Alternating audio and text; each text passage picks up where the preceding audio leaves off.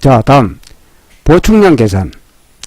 이 보충량 계산에서는 계단실이 밀폐형이냐 계단실이 개방형이냐에 따라서 계산 방식이 완전히 다릅니다. 또 그 계단실의 창문에 자동 폐쇄 장치가 설치되었냐 되지 않았냐에 따라서 계산 방식이 완전히 다릅니다. 자, 이 부분에 대해서 소방 설계 실무에서도 잘못 적용되는 부분이 있어서 많이 놓치고 있는 경우가 있습니다. 또 심지어 유명한 소방 기술사 교재에도 잘못 기술되어 있다고 그런 말들이 있습니다. 그래서 이번에 이 부분에 대해서 좀 자세히 좀 짚어보겠습니다. 자, 일단 방연풍량은 연기를 막을 수 있는 상대적인 이제 풍량이죠. 방연풍량은 보충량에다가 이제 거실유입풍량을 더해서 더한 값이죠. 자, 일단 여기서 이제 거실유입풍량은 요 개념을 좀 설명드리겠습니다. 자, 요것은 이제 단면도인데요. 여기 이제 계단실이죠. 계단실, 그 다음에 여기 이제 부속실이고, 이쪽에 이제 거실입니다. 즉, 옥내 쪽. 만약 어느 층에서 이제 화재가 났을 때, 만약에 2층에서 이제 화재가 났다. 자, 화재가 나면은 이제 제연설비가 가동이 되겠죠. 제연설비가 가동이 되면 전층 급기니까 이제 전층에 전부 이제 급기를 쭉 이제 요 급기 댐퍼입니다. 이게 급기를 쭉 하게 되면 여기 이제 가압이 되니까 이제 누설 틈새를 통해서 또 이제 계단실로 이게 누설이 되겠죠. 누설 틈새를 통해서 물론 이쪽도 이제 누설 틈새를 통해서 누설이 좀 되고요. 자, 그러면 계단실 쪽으로 이제 전부 틈새로 빠져나온 공기들이 여기에 이제 축적이 되면 이 압력이 찹니다. 여기도 계단실 쪽에. 물론 여기 이제 창문이 없거나 또는 창문이 있을 경우에는 자동 폐쇄 장치를 다 달았다고 봤을 때, 자동 폐쇄 장치가 작동이 되어 폐쇄가 되어 있다고 봤을 때, 밀폐가 되어 있다고 봤을 때 이제 압력이 차죠. 압력이 찬 상태에서 이 출입문을 열었을 때, 출입문을 두 개 동시에 열었을 때는 여기 압이 쫙 이렇게 이쪽으로 이제 쏠리겠죠. 이렇게 쏠리면서 여기도 열렸으니까 이쪽으로 쫙 해서 이게 옥내 쪽으로 이게 쫙 유입이 됩니다. 그래서 거실 유입 풍량이란다. 거실 유입 풍량. 자, 이렇게.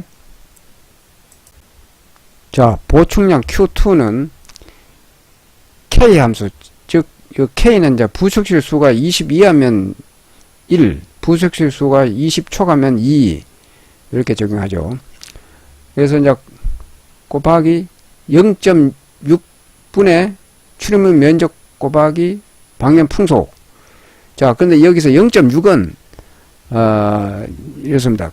BS 코드에서, 영국 제연설비 기준, BS 코드에서 이렇게 이제 정하고 있습니다. 출입문 단면을 보면은, 이제 가령 단면이 이렇다 하면은, 여기에 이제 방연 풍량을 이제 불어 넣었을 때,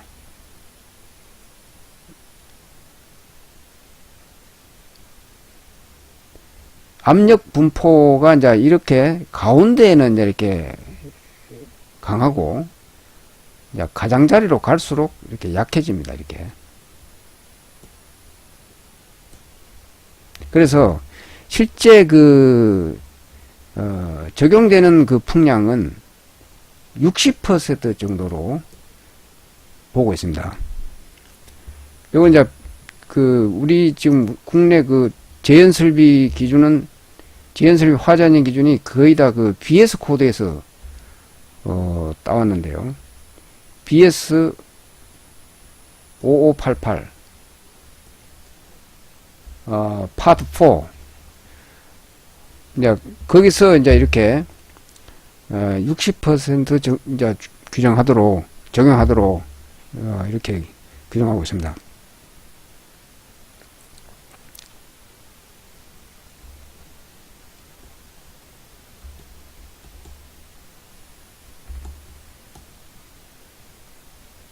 계단실이 밀평일 경우에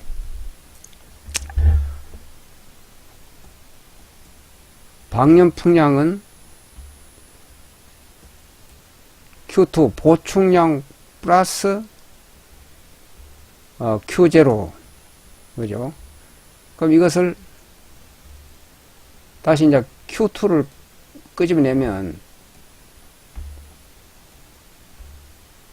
방연 풍량 마이너스 거실 유입 풍량 이렇게 되지 않습니까?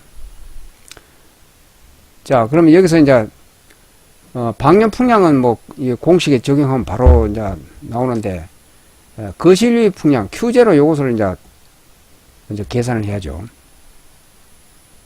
자, Q0는 여기서 이제 요 1번 기본 누설 급기량 한 개 층당 기본 누설 급기량이 1번입니다. 1번 플러스 그 다음에 2번 계단실로 누설되는 공기량 플러스 3번 피난층 누설 공기량.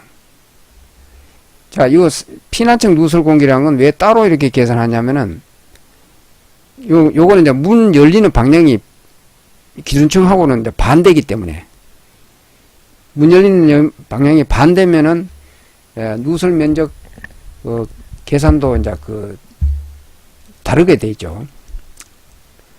자, 그래서 이제 이렇게 1, 2, 3번을 더하면 Q0가 나오는데, 자, 여기서 또 이제 1번 따로따로 이제 계산을 이제 해봅시다.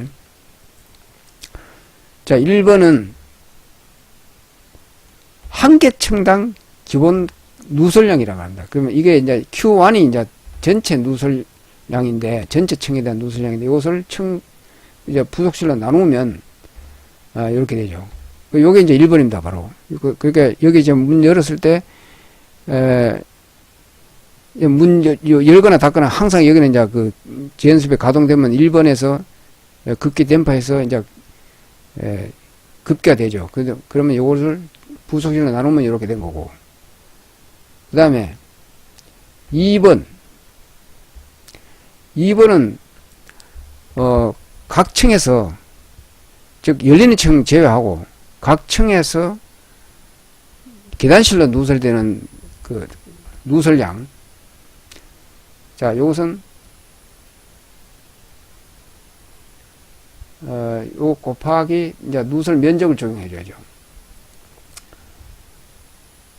AS 즉 계단실 누설 면적 플러스 AI 옥내 쪽 누설 면적 분의 AS 계단실 쪽을 계산하니까 이제 이렇게 되죠.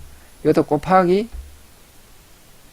부속실 수, 부설 수에서 마이너스 2를 해줍니다. 이 마이너스 2는 이 열린 층은 이제 빠져나가는 게 없죠. 이게 이제 여기 압력이 이제 떨어져 있기 때문에 이 문을 열었기 때문에 빠져나가는 게 없으니까 이제 빼주고, 그 다음에 피난층은 이제 별도로 계산한다 그러죠. 그래서 또 빼주고, 그래서 이제 두 개 층을 빼니까 이제 마이너스 2가 되겠습니다. 그 다음에 3번은 이제 별도로 계산한다 그랬죠. 자, n분의 q1 곱하기 as 다시 플러스 ai 다시 분의 as 다시 이렇게 하면 이제 된 겁니다. 그러면 이제 1, 2, 3 이제 다 나왔죠. 그래서 요 1, 2, 3을 그대로 이제 여기 더하면 이제 Q0 값이 나옵니다. 자, 그러면 결론적으로 Q2는 방연 풍량 QN 마이너스 거실 유입풍량 Q0 아닙니까? 그러면 Q에는 K 0.6분의 출입문 면적 곱하기 방염풍속. 여기다가 이제 Q0는 아까 요거 이제 1, 2, 3을 다 더하면 되니까 1 플러스 2 플러스 3 이러면 이제 보충량 Q2가 나오고죠. 자, 근데 이 설계 계산서를 간혹 보면은 이 Q0를 아예 무시하고, 이제 밀폐형이지만 이 Q0를 무시하고 설계를 하는 경우가 있습니다. 근데 그 이유는 여기 이제 피난층에 문 열리는 이제 횟수가 많다. 또는 이제 누설 틈새 면적이 이제 적다. 뭐 그런 이유로 그렇게 하는데, 사실 그거는 정확한 설계는 아니죠. 물론 그렇게 해도 뭐 큰 문제가 생기는 건 아니지만, 그래도 최소한 기술사 그 공부를 하는 입장에서는 이 정확히 알아야 됩니다. 그 내용에 대해서 정확히 이해를 하고 파악을 하고 있어야죠. 자, 그리고 만약에 실제 이렇게 이제 피난층에 뭐 열리는 횟수가 적다 해가지고 이것을 이제 무시한다면, 결과적으로 지금 이 계단 전체를 가압 공간으로 안 보고, 밀폐형이지만 가압 공간을 안 본다는 얘기죠. 그러면 결과적으로 이제 대기 공간이라는 얘기인데, 그렇다면 이 자동 폐쇄 장치도 아무 쓸모가 없지 않습니까? 이 어차피 가압 공간이 아닌데, 어차피 대기 공간이면 자동 폐쇄 장치도 다 필요 없는 거 아닙니까? 그러고 그러면 이 개방 공간이라면 보충량을 그러면 결과적으로 이제 양쪽으로 적용을 해줘야죠. 양쪽으로. 그것도 아니고 단순히 그냥 이것만 피제로값만 무시한다. 이 가압 공간을 안 본다. 개방 공간을 본다. 그거는 앞뒤가 안 맞습니다. 자, 그리고 이제 두 번째, 개방형일 경우에, 계단실이 개방형일 경우에,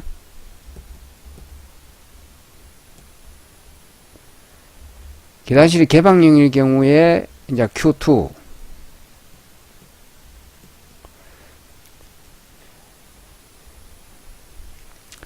자, 개방형의 경우에는 아까도 말씀드렸지만, 이제 출입물 양쪽을 두 개 동시에 열어야 된단 말입니다. 그러니 화재 안전 기준에 반드시 방염 풍속은 이 출입문, 계단실 출입문과 옥내 출입문 양쪽 두 개를 동시에 연 상태에서, 동시에 개방한 상태에서 규정된 방염 풍속이 나오도록 규정을 하고 있습니다.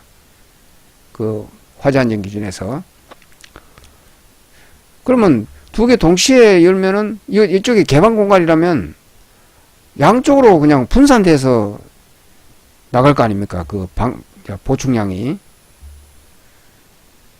그러면 결과적으로 이 보충량을 기본적으로 2배를 해줘야 되는 얘기거든요.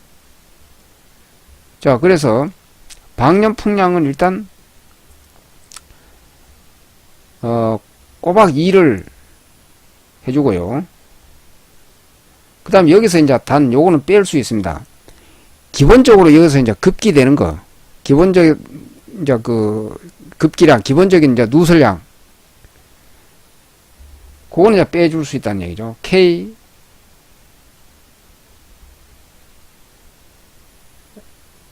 n분의 K, QN, 즉 한 개 층당 기본 누설량이죠. 거기다가 이제 K 함수를 왜 해줘야 되냐면은 이것도 20층 초과일 경우에 부속실수가 20개 초과할 경우에는 아래 위로 2개 층을 열어야 되니까 당연히 급기되는 것도 2개가 다 적용이 돼야죠. 여기와 여기. 그래서 이 K 함수를 여기도 적용해 줘야 되는 겁니다. 자, 그래서 이제 요것을 이제 또 풀면 K 방염풍량은 0.6분의 출입문 면적 곱하기 방염풍속, 여기다가 또 곱하기 2를 이렇게 하는 거죠. 자, 그럼 요것을 또 빼줘야 되니까 마이너스 요걸 그대로 또 빼주면 되죠. K 함수에다가 n분의 qn. 자, 이렇게 하면 이제 개방량일 경우에 이제 Q2 보충량 이게 이제 다 나온 겁니다. 이렇게 하면. 자, 그런데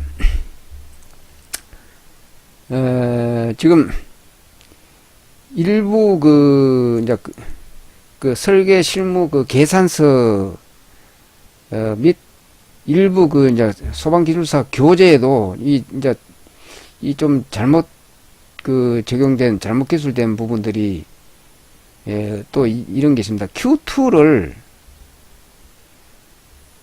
여기서 Q2를 단순히 그냥 K 함수에다가 출입문 면적 곱하기 방염풍속 요렇게만 적용하는 경우가 있더라고요.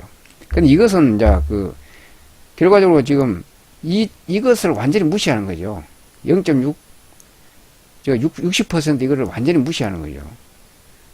근데 이거는 이제 우리가 십수년 전부터 국내에서도 BS 코드를 따와서 BS 코드대로 0.6을 계속 적용을 해왔던 거고, 그렇게 해서 지금까지 성능을 형성을 해왔단 말입니다. 근데 이걸 그걸 무시하면 아까 말씀드렸지만 한 167%로 이제 되는데, 그럼 이걸 무시하면 완전히 67%가 완전히 이제 가미되니까 방염 풍량이 그만큼 줄어들고 방염 풍속도 그만큼 미달이 이제 되는 거죠. 그래서 이건 아주 잘못된 설계라고 볼 수 있습니다. 자, 그리고 또 이제 아파트일 경우에 공동주택 아파트일 경우에 특히 이제 직통 계단식 아파트일 경우에는 이 피난층에 이 부속실이 아예 없는 경우가 대부분이죠. 부속실이 이렇게 없습니다. 자, 이렇게 되면 창문에 자동 패치 장치 다 달고 해도 이 부속실이 없기 때문에 이 이제 가압 공간이 되지 않지 않습니까? 밀폐가 되지 않잖아요. 자, 그러면 이런 경우는 이제 쭉 이제 내려와서 쭉 나가면 완전히 밖으로 나가기 직전에 이제 동현관문이 또 있지 않습니까? 동현관문 이겁니다. 동현관문 거기에 이제 자동 폐쇄 장치를 설치를 해야 되는 겁니다. 그래서 여기서 막아줘야 된다 얘기죠. 그래서 이제 화재 감지와 동시에 제연설비 기동과 동시에 이것도 이제 같이 폐쇄를 해줘야 이제 여기에 이제 가압이 형성돼서 압력이 형성돼서 나중에 이쪽으로 또 Q제로 값도 이제 거슬 유입 풍량도 발생이 될 수 있고, 그 다음에 보충량도 이제 이렇게 증가시킬 필요가 없이 설계를 할 수 있는 겁니다. 그리고 이 자동 폐쇄 장치에 대해서는 이게 법규적으로 계단식 창문에 이제 자동 폐쇄 장치를 설치하라는 규정은 없습니다. 그러나 방염 풍속이 규정대로 나오게 하려면 자폐 장치를 설치하든가 아니면 보충량을 이와 같이 이제 증가시켜 설계하든가 둘 중에 하나를 선택해서 해야 하는 겁니다. 그래서 근데 이제 그것을 둘 중에 하나를 그러니까 둘 다를 이제 적용이 안 되는 그런 설계가 있어서 이게 조금 문제가 되고 있습니다. 그리고 이제 지금까지 이제 기술사 시험에 이 보충량 계산에 대해서는 아직까지 시험에 출제가 된 적이 없습니다. 당국에서도 이제 재연설비에 대해서 상당히 좀 신경을 많이 쓰고 있고 해서 틀림없이 이제 앞으로 이제 이 보충량 계산에 대해서는 또 분명히 이제 시험에도 거론이 될 걸로 지금 예상하고 있습니다.